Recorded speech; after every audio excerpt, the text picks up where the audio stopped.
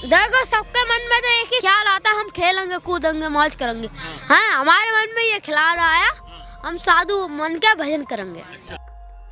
कुंभ मेले के दौरान आखिर कहां से अचानक प्रकट हो जाते हैं नागा साधु, और मेला खत्म होने के बाद ये कहां जाते हैं? इनके जीवन का उद्देश्य क्या होता है? किस तरह ये अपनी रोजमर्रा की जिंदगी जीते हैं? और सबसे बड़ा सवाल कि आखिर नागा साधु बनते कैसे हैं? क्या नागा साधु बनने के लिए किसी का खून करना पड़ता है? क्या है नागा साधुओं के जीवन का असली रहस्य? आज के इस वीडियो में मैं यानी आपका दोस्त फैक्ट मंत्रा आपको बताने वाला हूँ, जिसे सुनकर आप भी एक कहने पर मजबूर हो जाएंगे कि बाप रे बाप, ऐसे होते हैं नागा साधु। वीडियो में आगे बढ़ें उससे पहले अगर आप एक सच्चे हिंदू हैं तो सब्सक्राइब करें फैक्ट मंत्रा चैनल को और बेल नोटिफिकेशन को ऑल पर लगाएं ताकि कोई भी वीडियो मिस ना हो। कितने आश्चर्य की बात है दोस्तों, एक तरफ जिन नागा साधुओं पर हार्वर्ड जैसे विश्वविद्यालय में अध्ययन हो रहा है, वहीं दूसरी तरफ जिस भारत में ये साधु रहते हैं, वहां के ज्यादातर लोगों को इनके बारे में पता ही नहीं है। दोस्तों, नागा साधु एक विचार है जो खुद को त्यागने से शुरू होता है।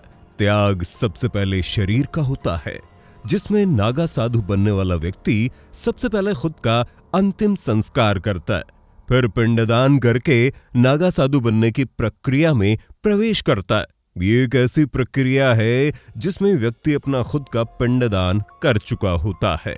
अब उसे सांसारिक दुनिया और शरीर का कोई मोह नहीं होता।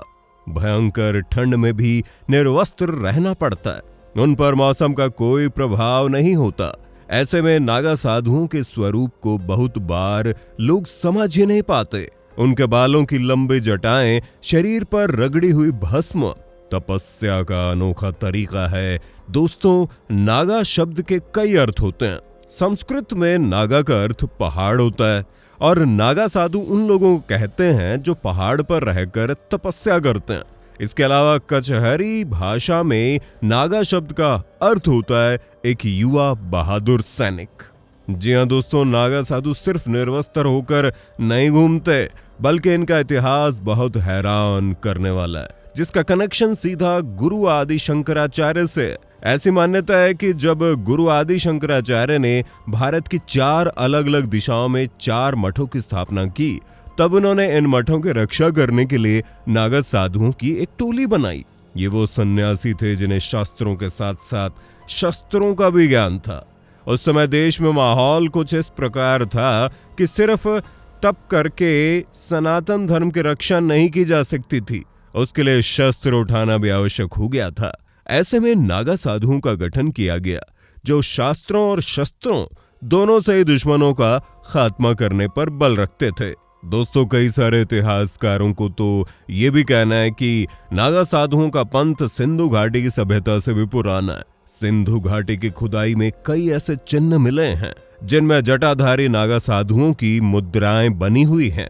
कुछ पुस्तकों में इस बात का भी उल्लेख मिलता है कि नागा साधु दुनिया के सबसे कुशल योद्धाओं में से एक है, जहां इनका इतिहास जापान और चीन के योद्धाओं से भी कई सदी पुराना है। साल 1748 में जब अहमद शाह अब्दाली ने इलाहाबाद पर हमला किया, तब नागा योद्धाओं ने ही धर्म की रक्षा के लिए अब्दाली की सेना के खिलाफ युद्ध लड़ा था। इसके बाद जब भारत आधुनिक बनने के दौर में आया, तब नागा साधुओं की फौज बिखर गई और उन्होंने स्वयं को पूरे संसार से काट लिया। आज भी नागा साधु युद्ध कौशल में निपुण होते हैं। उन्हें किसी भी जंग के मैदान में खड़ा कर दिया जाए तो वो दुश्मनों के छक्के छुड़ाने में पूरी तरह से सक्षम है। दोस्तों, नागा साधु बनने की प्रक्रिया तपस्या से शुरू होती है, और यह तपस्या कभी न खत्म होने वाली दीक्षा के साथ जारी रहती है। भारत में इस वक्त 13 अखाड़े जो उन्हीं युवाओं को नागा साधु बनाने की दीक्षा देते हैं जिनकी आयु 16 से 20 वर्ष के बीच होती है। भारत में सनातन धर्म की रक्षा करने के लिए 4 लाख से ज्यादा नागा साधु हैं। बड़े बड़े देशों के पास इतनी बड़ी सेना नहीं होती जितने तो हमारे पास नागा साधु हैं। हालांकि इन्हें लेकर लोगों के मन में सवाल बना रहता है, और सबसे पहला सवाल तो यही है कि नागा साधु निर्वस्त्र क्यों रहते हैं। दोस्तों, इस सवाल का सीधा सा जवाब ये है कि नागा साधु प्रकृति और प्राकृतिक अवस्था का महत्व रखते हैं। उनका मानना है जब कोई इंसान दुनिया में जन्म लेता है तो वो निर्वस्त्र ही दुनिया में आता है और यही प्राकृतिक अवस्था होती है और इसी अवस्था में वो अपना पूरा जीवन बिताते हैं। दूसरा सवाल ये खड़ा होता है कि लोगों के मन की नागा साधु अपने शरीर पर भस्म क्यों लगाते हैं। तो दोस्तों, जैसा कि हमने आपको बताया कि नागा साधु बनने के लिए सबसे पहले इंसान को अपना पिंडदान करना पड़ता है और जो भस्म उनके शरीर में होता है वो मृत शरीर से बनी राख होती है, जिसे शरीर पर रगड़कर नागा साधु ये बताते हैं कि वो मृत्यु को जीत चुके हैं और अब मृत्यु उनका कुछ नहीं बिगाड़ सकती। एक बड़ा सवाल ये भी खड़ा होता है कि आखिर नागा साधुओं को ठंड क्यों नहीं लगती, क्यों उन पर मौसम का कोई असर नहीं होता। असल में जब कोई व्यक्ति नागा साधु बनने की प्रक्रिया में प्रवेश करता है तो उसका शरीर ऐसी स्थिति में चला जाता है जहां उसे सर्दी, गर्मी और आग जैसी तमाम बाहरी चीजों का एहसास होना बंद हो जाता है। ये ठीक वैसा ही है जैसे एक महिला के गर्भ में जब बच्चा होता है तो वो निर्वस्त्र होता है और उसे बाहर के मौसम से कोई फर्क नहीं पड़ता। नागा साधु भी प्रकृति को गर्भ समझते हैं और बाहर की सारी चीज उनके लिए बेअसर है। और अब जो सबसे आखिरी और सबसे बड़ा सवाल लोगों के मन में जो उठ रहा है, कुंभ मेले में नागा साधु आते कहां से हैं और मेला खत्म होने के बाद कहां चले जाते हैं। तो दोस्तों, इसका सीधा सा जवाब ये है कि नागा साधु अक्सर दुर्गम इलाकों में पहाड़ों पर अपना जीवन तपस्या करते हुए बिताते हैं। वो किसी भी सांसारिक मोह माया से खुद को दूर रखते हैं। उनका जीवन तपस्या में लीन रहता है, इसीलिए वो कुंभ के आयोजन के बाद दोबारा किसी को दिखाई नहीं देते और वापस अपने अखाड़े में या सृष्टि के भ्रमण पर निकल पड़ते हैं। दोस्तों, नागा साधु दिखने में भले ही खतरनाक लगते हो, लेकिन आज हम इनसे बहुत कुछ सीख सकते हैं।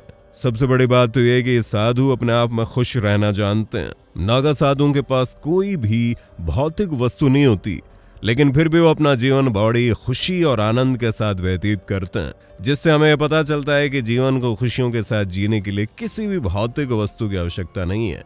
अगर आपकी मनोस्थिति आपके नियंत्रण में है, आप अपने आप में खुश रहते हैं, तो फिर आपको बड़ा घर, बड़ी गाड़ी, अच्छी नौकरी, खूब सारे पैसे, इन सारी चीजों की कोई आवश्यकता नहीं है।